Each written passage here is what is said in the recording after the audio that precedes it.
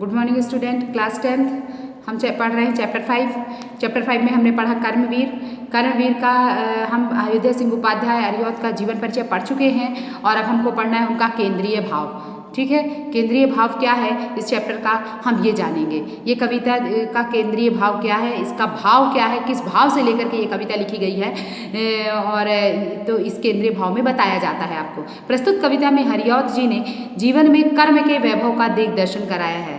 कर्म के वैभव का कि कर्म का कितना महत्व है वो उस चीज़ का उसके महत्व का हमें दिखलाया है। दिग्दर्शन कराया मतलब दिखलाया है। उनकी दृष्टि में संसार का संपूर्ण विकास मानवीय कर्म चेतना का ही परिणाम है। जो संसार का विकास हुआ है वो मानवीय कर्म के कारण ही हुआ है। मानो अगर कर्म ना करता तो संसार का विकास इतना नहीं होता।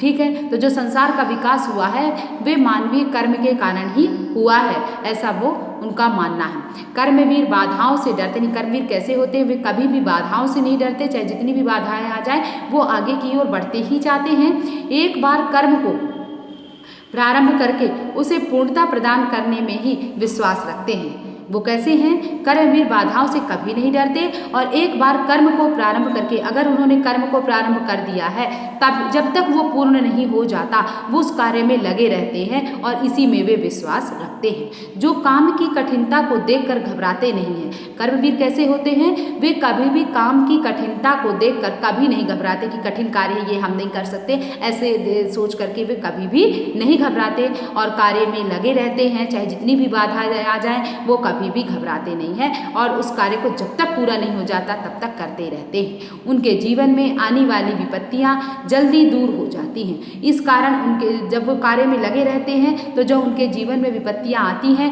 वो भी जल्दी से दूर हो जाती हैं। केवल कल्पना जीवी और भाग्य के भरोसे रहने वाले लोग कर्म के सौंदर्य से परिचित नहीं हो पाते हैं।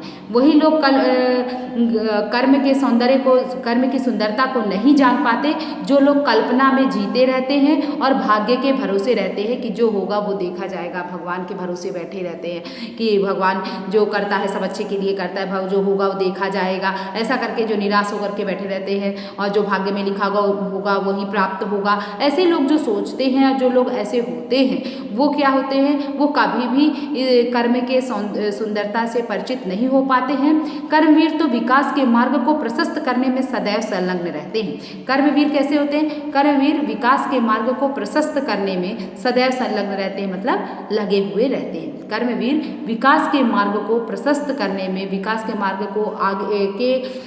के मार्ग में आगे बढ़ने में सदैव लगे रहते हैं। कर्मवीर विकास के मार्ग में आगे बढ़ने में सदैव संलग्न रहते हैं। हमारा संपूर्ण भौतिक विकास कर्मवीरों का ही गौरवपूर्ण इतिहास है। हमारा संपूर्ण भौतिक विकास जो हुआ है वो कर्मवीरों का ही गौरवपूर्ण इतिहास है। कर्मवीर जिस प्रकार गौरव और उनका गौरव बढ़ाता है, जो आज हमारा गौरव, आज कर्मवीरों के गौरव के कारण ही आज हमारा संपूर्ण भौतिक विकास संभव हुआ है। इस कविता में ओज गुण की प्रधानता है। कौन सी गुण है, ओज गुण है और उत्साह का अद्भुत प्रदर्शन हुआ है और इसमें उत्साह का अद्भुत प्रदर्शन हुआ है। तो ये गुण के काव्य में 3 गुण होते हैं, मैंने आपको बताया था, ओज गुण, माधुर्य गुण और प्रसाद गुण। तो इसमें कौन सा गुण है इस कविता में, ओज गुण है। इस ओज गुण की इस कविता में प्रधानता है। ठीक है, तो आज आपने क्या जाना केंद्रीय भाव में कि प्रस्तुत कविता में हरिऔध जी ने जीवन में कर्म के वैभव का दिग्दर्शन कराया है। कर्म के वैभव का हमें दर्शन कराया है। उनकी दृष्टि में संसार का संपूर्ण विकास जो हुआ है वो मानवीय कर्म चेतना के कारण ही हुआ है। कर्मवीर कभी भी बाधाओं से नहीं डरते। एक बार कर्म को जो प्रारंभ कर देते हैं जब तक वो पूर्ण नहीं हो जाता वो उस कार्य में लगे रहते हैं और वो इसी बात पर विश्वास रखते हैं।